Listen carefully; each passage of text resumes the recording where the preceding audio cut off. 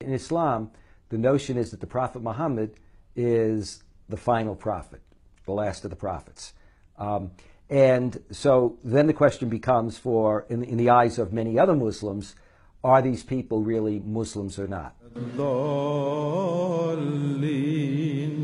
Many Ahmadis respond that while they do believe Muhammad was the final prophet to bring the law, that didn't preclude a prophet like Mirza Ghulam Ahmad from coming to bring Muslims back to that final law. He came to revive the teachings of God, and he came bringing the truth.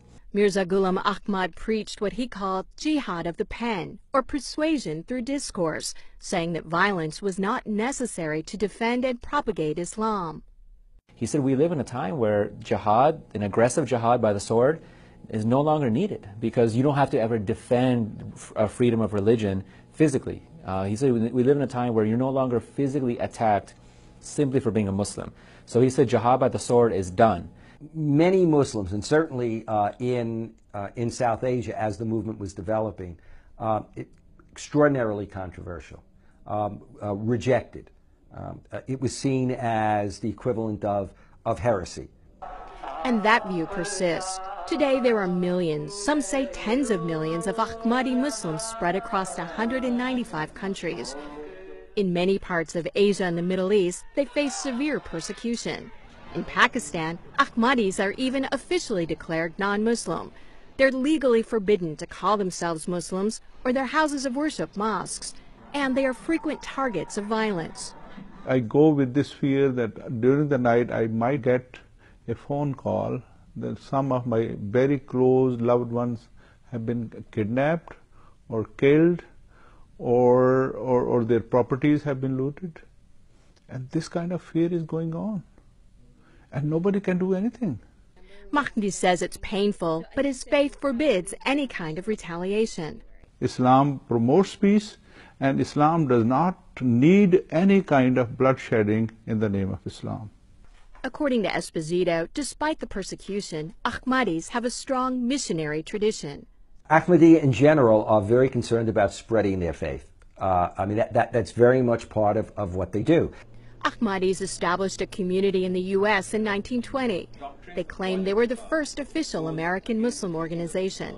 The U.S. headquarters is in Maryland, and they have thousands of members here.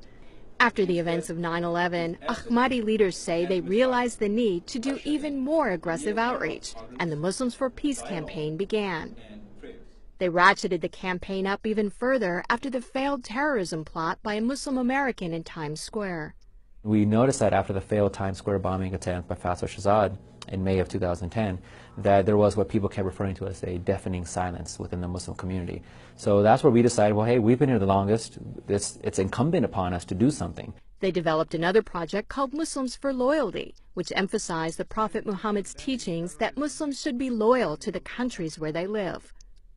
For the 10th anniversary of 9/11, they launched a blood drive called Muslims for Life. Their goal was to collect 10,000 units of blood. 10,000 units would save 30,000 lives, which would be the 10 times the lives lost on that day of, heinous crime against humanity 10 years ago. We are promoting a religion which gives life and not destruction, which promotes peace and not terrorism.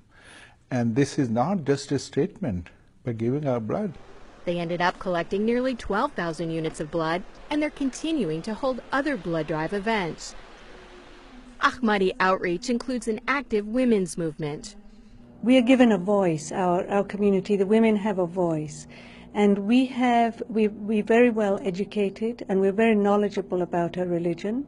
And in many communities, Ahmadis are deeply involved in interfaith dialogue, although that can complicate relationships with mainstream Muslims. Esposito says U.S. Ahmadis have an influence beyond their numbers. Although they are a relatively small percentage of the American Muslim community, they play a significant role. They've been out there doing their work, but far more, I think, well organized and visible in terms of the public relations side of things. Ahmadis say they're just trying to live out the tenets of their faith. As part of the Muslim community, we believe that we have a true message, and we want people